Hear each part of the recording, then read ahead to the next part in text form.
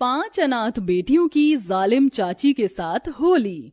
दिव्या, दृष्टि, रेखा, सुमन, गीता पांचों बहनें फूट फूट कर रो रही थी। तभी उनके चाचा रोते हुए घर पर आते हैं। चाचा जी आप आ गए? कहाँ है हमारे माता पिता?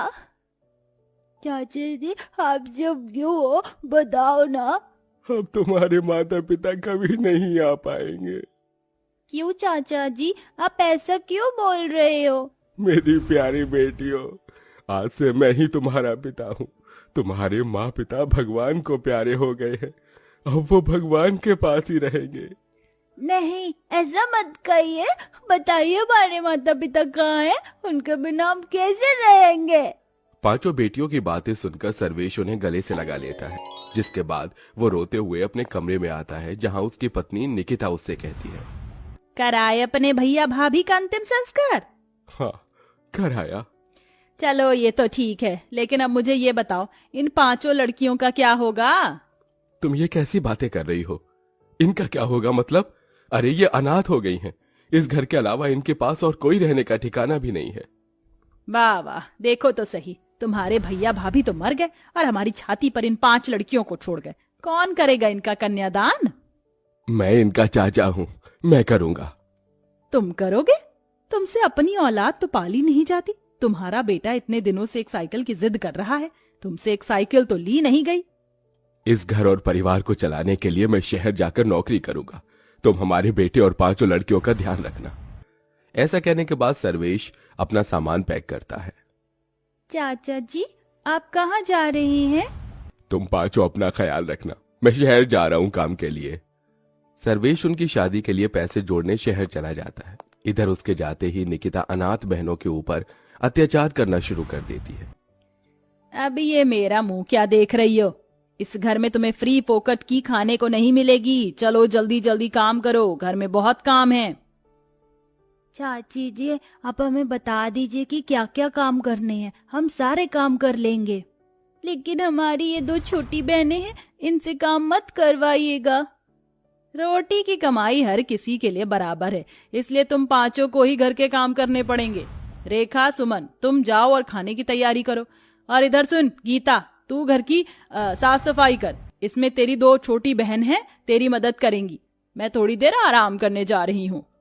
निकिता ऐसा कहकर अपने कमरे में आराम करने चली जाती है और इधर 5 अनाथ बहनें अपने माँ बाप के मरने का गम लिए घर के अंदर सारे काम करना शुरू कर देती हैं। सब्जी बनाते हुए रेखा का हाथ जल जाता है। दीदी मेरा हाथ जल गया। अरे भगवान ये क्या हो गया? चल तू इस पर कोलगेट लगा ले, थोड़ी सी ठंडक मिलेगी तुझे। सुमन रेखा के हाथ पर कोलगेट लगा देती है। जैसे ही निकिता ये देखती है, वो फौरन सुमन के मुंह पर एक जोरदार तमाचा मारती है। क्यों री? कोलगेट क्या तेरे माता पिता यहाँ रख कर जा रहे हैं, जो लाडो रानी प्यार प्यार में अपनी बहन के हाथ पर लगाई जा रही हैं? रेखा का हाथ जल गया था चाची, बस इसीलिए। आइंदा अगर मुझसे बिना पूछे कुछ काम किया तो जिन हाथों से काम करोगे उन हाथों को ही तोड़ दूंगी। ऐसा कहकर निकिता चली जाती है। जैसे तैसे करके दोनों बहनें खाना बनाती हैं। खाना खाने के समय उसका बेटा निखिल कहता है, माँ कैसा खाना बनाया है, कितना बकवास है। निकिता सारा खाना फेंक देती है। तुम नालायकों को तो खाना बनाना भी नहीं आता। जाओ दोबारा से सही से खाना बना कर लाओ। इस तरह निकिता दोबारा से उन बेचारी अनाथ बहनों को खाना बनाने के लिए भेज देती है। दोबारा खाना थोड़ा सही बनता है, इसलिए दोनों माँ बेटे खाना खा जाते हैं और उन 5 के लिए कुछ नहीं बचाते। बहुत जोर से भूख लगी है दीदी, मुझे भी बहुत जोर से भूख लगी है। तुम यहीं रुको, मैं चाची जी से खाना लेकर आती हूँ। सुमन अपनी बहनों से ऐसा कहकर अपनी चाची से खाना मांगने जाती है, लेकिन उसकी चाची अपने बेटे के साथ अपने कमरे में सो रही होती है। चाची तो सो रही हैं, एक काम करती हूँ, खुद ही अपनी बहनों के लिए खाना ले जाती हूँ। सुमन ऐसा सोचकर रसोई में जाती है और खाना ढूंढने लगती है, लेकिन खाना तो खत्म हो चुका था। हे भगवान, आज तो हमारे लिए खाना भी नहीं छोड़ा चाची जी ने। सुमन मायूस होकर वापस अपनी बहनों के पास आ जाती है। कुछ नहीं था रसोई में, बस ये सूखी रोटियां थी, यही खाकर गुजारा कर लेते हैं, कल सुबह नाश्ता करेंगे। 5 बहनें वहीं सूखी रोटी खाकर सो जाती हैं। अगले दिन जब सवेरा होता है तो निकिता घर के सारे काम उन्हीं से करवाने के साथ साथ बाहर के काम भी उन्हीं से करवाती है। इसी तरह अत्याचार करते हुए कुछ दिन बीत जाते हैं और होली आने वाली होती है। होली आने वाली है और मेरे बड़े भाई उनकी पत्नी घर पर आएंगी। तुम पांचों की पांचों कान खोल कर सुन लो। घर में अच्छे से साफ सफाई करना, जरा भी गंदगी नहीं रहनी चाहिए। सुमन, रेखा, गीता, तुम तीनों बाजार जाकर सामान लेकर आओगी। निकिता होली के रंग और होली की डेकोरेशन के लिए सामान लाने तीनों बहनों को भेज देती है और यहाँ छोटी बहनों से घर के काम करवाती है। लेकिन बाहर से सामान लाते समय जब वो तीनों सड़क पार कर रही होती हैं, तो उनका ध्यान गाड़ियों पर नहीं होता, जिसकी वजह से उनका एक्सीडेंट हो जाता है। मेरे हाथ पर लग गई। चलो चलो, ज्यादा नहीं, थोड़ी सी खरोच चाहिए, घर चलते हैं। तीनों बहनें चोट लगने के बाद भी घर आ जाती हैं, जहां उनका टूटा फूटा गंदा सामान देखकर निकिता बहुत गुस्से में आ जाती है। ये तुमने क्या किया? सारा सामान बर्बाद कर दिया। कहाँ लोट पोट होकर आ रही हो? चाची जी, हमारा एक्सीडेंट हो गया था, हमें चोट भी लगी है। मुझे बहाने देने की जरूरत नहीं है, मैं तुम्हें अच्छे से जानती हूँ। चलो अब जाकर काम करो घर के। पांचों बहनें घर के कामों में ही लगी रहती हैं। 2 दिन में इतने के बाद होली आ जाती है। यहाँ होली वाले दिन घर पर बढ़िया बढ़िया पकवान भी आते हैं, जो निकिता अपने कुछ रिश्तेदारों के साथ बैठकर खा रही होती है। साथ में उनका बेटा निखिल भी बढ़िया बढ़िया पकवान खाते हुए पांचों बहनों को चिढ़ाता है। देखो देखो, तुम्हें ये खाने को कभी नहीं मिलेगा, इसलिए मुझे देखकर ही अपना मन भर लो। निखिल के ये कहने पर पांचों बहनें उसे देखती ही रह जाती हैं। कुछ देर बाद निखिल पिचकारियों से खेल रहा होता है, तो वो उन पांचों बहनों को दिखा दिखाकर उन्हें चिढ़ाता है, जिसके चलते वो पांचों अपनी चाची के पास जाती हैं। चाची चाची, हमें भी भूख लगी, हमें भी पकवान खाने हैं। चाची, हमारे माता पिता हमारे लिए हर साल होली पर पिचकारी और रंग लाकर दिया करते थे होली खेलने के लिए।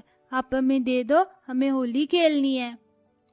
हाँ चाची, हमारा होली खेलने का बहुत मन कर रहा है। अच्छा, तो तुम पांचों को होली खेलनी है? रुको, मैं तुम्हें होली खिलाती हूँ, आओ मेरे साथ। निकिता प्यार प्यार से उन्हें अपने साथ ले जाती और बाहर घर के आंगन में पेड़ से बांधकर उन्हें डंडे से मारना शुरू कर देती है।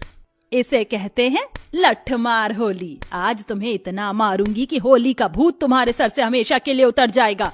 लाठी मारने के बाद वो उन पांचों बहनों के ऊपर कीचड़ और गोबर लाकर फेंकती है।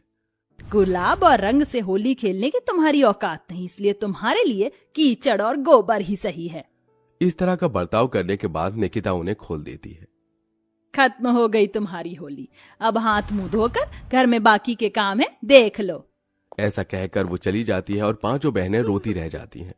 कुछ ही देर बाद निकिता होली खेलने की वजह से भीग जाती है। वहीं उसका फोन भी स्विच ऑफ होने वाला होता है। वो घर में चार्जिंग पर अपना फोन लगाने आती है। उसी दौरान उसे बहुत तेज करंट लगता है। ये देख पांचों बहनें उसे बचाने के लिए उसका हाथ लकड़ी से मारकर बोर्ड से छुड़ा देती हैं। चाची जी, होश में आइए, आपको कुछ नहीं होगा। चाची जी, होश में आने की कोशिश कीजिए। तभी निकिता को होश आता है। ये सब देखने के बाद उसे अपनी गलती का एहसास होता है। कुछ देर पहले ही मैंने तुम्हारे पर इतने अत्याचार किए और जब से तुम इस घर में रह रही हो तब से ही मैं तुम्हारे ऊपर अत्याचार करती आ रही हूँ, लेकिन फिर भी तुमने मेरी जान बचाई। इसका शुक्रिया अदा मैं तुमसे कैसे करूं? निकिता पांचों बहनों से माफी मांगती है। उसी समय सर्वेश आ जाता है।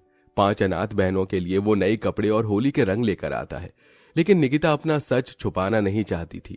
वो सर्वेश को सब बता देती है कि किस किस तरह से उसने पांचों बहनों के ऊपर अत्याचार किया। मैंने तो जिंदगी में कभी नहीं सोचा था कि तुम इतनी बुरी औरत हो सकती हो। निकल जाओ इस घर से, मैं अब तुम्हारे साथ नहीं रह सकता। नहीं नहीं चाचा जी, चाची जी को माफ कर दीजिए, हमने भी उन्हें माफ कर दिया है।